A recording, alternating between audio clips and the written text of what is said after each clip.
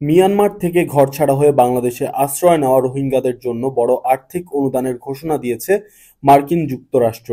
সহায়তা হিসেবে নতুন ১৯,৯০,০০,০০০ অনুদান ঘোষণা করেছে দেশটি। বাংলাদেশি মুদ্রায় যার পরিমাণ প্রায় ২,৩৭৮,৮০,৬২,৬২ টাকা। মঙ্গলবার ২৪ সেপ্টেম্বর জাতিসংঘ সাধারণ পরিষদের ৭৯তম অধিবেশনে ইউএনজিএ একটি সাইট ইভেন্টে এ ঘোষণা দেন মার্কিন যুক্তরাষ্ট্রের বেসামরিক নিরাপত্তা, গণতন্ত্র এবং মানবাধিকার বিষয়ক আন্ডার সেক্রেটারি উজরা জেয়া। দেশটির ডিপার্টমেন্ট অফ স্টেটের প্রেস বিজ্ঞপ্তিতে এই তথ্য জানানো হয়েছে। বিজ্ঞপ্তিতে বলা হয়েছে, অনুদানের মধ্যে $৭ কোটি দিচ্ছে মার্কিন সরকারের পপুলেশন, রিফিউজি অ্যান্ড মাইগ্রেশন বিভাগ। বাকি $১২,৯০,০০,০০০ দেবে ইউএসএআইডি। ইউএসএআইডির অনুদানের মধ্যে $৭,৮০,০০,০০০ আসবে মার্কিন সরকারের কৃষি পণ্য বিভাগ থেকে। এই বিভাগ দেশটির কৃষকদের কাছ থেকে রোহিঙ্গাদের জন্য খাদ্য কেনা, পরিবহন এবং বিতরণে সাহায্য করবে। এতে আরও বলা হয়েছে, রোহিঙ্গাদের সহিংসতা এবং নিপীড়ন থেকে বাঁচতে সাহায্য করবে। এছাড়া এ সাহায্যের শরণার্থীদের দুর্যোগের প্রস্তুতির ক্ষেত্রে রক্ষা কবচ হিসেবে কাজ করবে। সেই সঙ্গে শিক্ষা এবং দক্ষতা বাড়ানোর সুযোগ করে দেবে।